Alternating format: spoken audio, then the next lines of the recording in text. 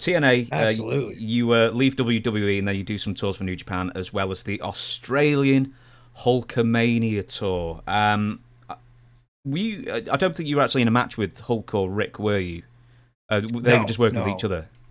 Yeah, they were just working with each other on that tour. I was working, what did I work? Ken Anderson over there. It was in about the middle of the card. Mm. About the Uh, middle of the card. so how did you come to? Was it just like good timing that you end up on this tour? And Yeah, I think it was Eric Bischoff that had called me at first and said, "Hey, do you want to do this tour?" And it just got set up from there. And the next thing you know, I'm flying over to Australia. Probably one of the funnest tours I've ever been on. Mhm. It was an incredibly fun tour. Hung out with Godfather most of the time over there. And yeah, that was a fun tour. It was what we have. We were over there for what, 2, 3 weeks, something like that, and 6 matches, and it was fun. It was fun. We had a lot of downtime, and just it was a lot of fun hanging out with the guys there. And tell you what, every city in Australia, Sydney, Perth, Melbourne, every big city, I know the hobbyist cannabis growers, Oh, really? and they always hook me up. Every city I went to, I was hooked up and dialed in. What's the best? Okay, so where it's somewhere illegal or banned or whatever it is, how's the best way to get weed? If someone doesn't offer it to you, how's the best way of getting weed? You know, getting weed off the black market can be it's, I mean, in general, you're probably going to be okay, but I mean, it's not the safest way to do it. Luckily, I've been passionate about cannabis for a lot of years. So I've been in the forums where hobbyist growers from all over the world in countries where it's completely illegal. You have hobbyist growers that are just there. They want to grow the best cannabis in their closet that they possibly can. They're looking for the best tips, the best tools. So over the years, I've developed kind of a friendship with these hobbyist growers all over the world, including there in England as well. And they're always saying, "Hey, man, I got these seeds from Greenhouse Seed Company in Amsterdam. Should I grow this particular strain hydroponically? Should I grow it organically?" It's just a bunch of guys that are passionate about growing really good quality cannabis. So when I got booked on that Australian tour, the first place I went to was in the forums where I knew I had a whole bunch of guys from Australia that were constantly asking questions about how to grow better weed. Mm-hmm. And I said, "Hey guys, man, I'm coming to Australia on these dates. I'd love to meet you guys. Try some of your homegrown." And they came out of the woodwork, man. They were like, "Bro, as soon as you land, I'll have you announce my finest stuff." And sure enough, the stuff, I mean, you got to remember, these are hobbyist growers that have been doing it for a long time. Even though it's illegal, they do it, really discreetly. And so, yeah, Godfather and I, we were hooked up from the time we landed to the time we left. We went to one of the guys' house, and or at least I did. I went there by myself, actually, because it was early in the morning. And he wanted to take me to show me his grow room. And he actually turned one of the rooms in his house into a full grow room. All the lights and everything were all professional. And this guy has been doing it for years, just growing for him and his friends, and he was a software developer, real wealthy guy too. And just getting to meet people while I'm wrestling all over the world that are also passionate about cannabis that you never would have met before. You never would have been able to try their homegrown cannabis. That's a lot of fun. It makes your trips a lot better. Let me tell you, makes these, no matter where, if I go to England, I go to Australia, I go to Spain, France, I'm hooked up. I am set up and dialed in. Good man, good man. So you'll have to tell me where these forums are. There you go. Heck yeah. What's Hulk Hogan like to hang around with socially? I only hung out with him a few times, and it was mainly in the bars in the lobby, or at catering at the arena while we're eating. But he was always cool. I mean, he's a different cat. He's into feeling energies and things like that, which I don't know what all that's about. It's he'd always say, "You got a good energy to you." Okay, I'm assuming he's just saying that's, hey, you feel like you're a good dude. I'm assuming that's another way of saying that.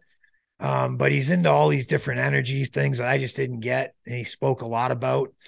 But yeah, he was a good dude. He was just a good guy to have a conversation with, and Godfather and I were sitting next to him one night, and he was just sitting there tipping back the drinks one after another. And Godfather and I, we had a big doobie rolled up. We're ready to go outside and smoke this thing. And Hogan's just going and going and going and going. And finally, Godfather just kind of nudges me. You know what I mean? And I'm like, oh, let's go. Let's go. We got to get, we'll be back, guys. You know, and we get up and get out of there and go smoke the doobie and then come back and listen to him ramble a little longer. But it was all always about the different energies of different people. You know what I mean? Is what he would talk about a lot. I thought Hogan partook. I thought he would have gone out there with you. He didn't with us. He didn't with us. Maybe he does now. Maybe he did then. And he just didn't know. We didn't tell him we had a doobie on us.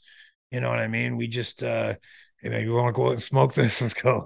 We were basically trying to get away from the conversation because we go smoke this thing. You know. I will tell you a story about knobs though. Oh, you want to hear this story? Please. Got a great story about knobs. So this was how's that? Is that good? Yeah, it's great. Right there. All right. So this one night we're in Australia, and so Godfather and I, we get back to the hotel, and it's probably about, I don't know, it's probably about 10 at night at that point. So we go upstairs and we're rolling these big fat doobie. I mean, a big fat one. This one is probably holding about, I'm guessing maybe 3-4 grams of bud in it. It's a big fat doobie. And by the time we got done rolling it, it's probably about 11 o'clock at night.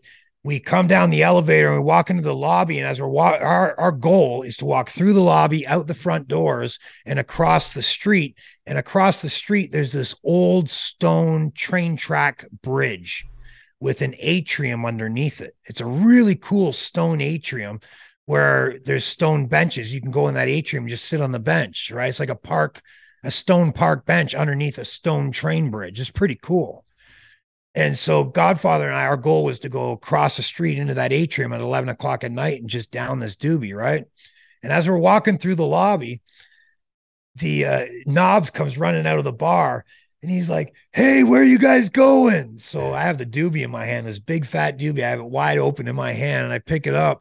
And I'm going, we're going across the street to smoke this doobie. And he goes, you mind if I join you? And I look at Godfather and he goes, maybe it'll quiet him down. So I said, all right, come on. So we go across the street to the atrium and, we light the sucker up and we're puff passing. And Knobs, who's already loud to begin with, is getting louder. And he's getting louder and louder. It seems like every time he takes a puff, he's getting louder. So I look over at Godfather and Godfather just shakes his head and goes, some guys are just wired differently, brother. It's like, damn, man. So I'm still smoking this dude. We were passing around, finally get done it. Baked out of our minds. So Godfather and I, we're going to head back and go back up to our rooms and we're going to crash out for the night, right? We're not really going to hang out at the bar with the rest of the guys. Those guys were just getting into the alcohol and stuff, right? So we walk back into the lobby, and as we're walking through the lobby, you see Sags come running out of the bar and throws his arms around all three of us. His eyes are like just geeked open. He's like, oh man, he threw so much stuff on the bar, so much which went right up my nose. Oh. Knobs without any hesitation throws his arm around Sags, goes, what are we waiting for? And they go right into the bar. And Godfather and I, we just beeline it to the elevator. But as we beeline it to the elevator, there's, fans coming up. Hey, can you sign this? Can you sign? So we're signing things. Well, now Knobs, who's geeked now, he comes out of the bar, and as we're finally getting into the elevator, Knobs comes in there with us, and we go up maybe, I'm just guessing, 2-3 floors, and it stops. Now we're up, all three of us are up near the top of the hotel, and it stops about third, maybe fourth floor, and the door opens up, and Godfather and I are on the two sides of the elevator, and Knobs has his back to the back of the elevator. He's literally leaning against the wall, right? And this kid, probably maybe 14 years old, shirtless, flannel pajama tops, and a plate with hot dogs on it, steps into the elevator, the weirdest thing ever, steps into the elevator right between all three of us, and then turns around and faces the door. So his back is facing Knobs, who's right behind him. And I'm leaning against the side of leaning my head. I'm high as hell, right? I'm leaning my head against the side of the elevator wall, and I'm looking at this kid's plate of hot dogs, and I'm going, what chick is this fucking 14-year-old going to impress? That's what's going through my head. Like, what room is this kid gonna go find this girl and present her with a plate of hot dogs? And then I see Knobs lean his head forward over top of the kid's shoulder and he goes, "Hey, kid." And the kid kind of shrieks down like this. He goes, "Give me one of them hot dogs." And without any hesitation, just confident, this kid just, because he kind of screeched down when he heard the yelling, and then he just kind of rolls his shoulders back without any hesitation. He turns 180 degrees with his plate of hot dogs and he looks up at Knobs' eyes, eye to eye, like looks up at him eye to eye and says, "How about I just kick your ass, mate?" And at that time, the doors opened up. I came out of the elevator. I was dying laughing. I'm just like, "Oh my God, that's the funniest thing ever." And then I look into the elevator and Godfather's just dying. We're just howling at this. And I look up into the elevator and I see the kid's back and he's still facing Knobs. And Knobs is like this. And now Knobs starts like doing the sidestep to walk in a circle around the kid, still keeping eye contact. And you just see him walking slowly in a circle around the kid. And as Knobs' back comes to the door, he steps 1 foot out of the door, and the kid just kept turning. As Knobs is like walking around him, looking at him, the kid just stayed right in the middle of the elevator, looking, but turning at Knobs. And then when Knobs steps out and the door starts to close, Knobs goes, "I asked nicely." Knobs is, I don't know if you know Knobs very well, but he's a funny guy to hang out with. He will create memories that you will tell stories about forever. It's unbelievable, that guy.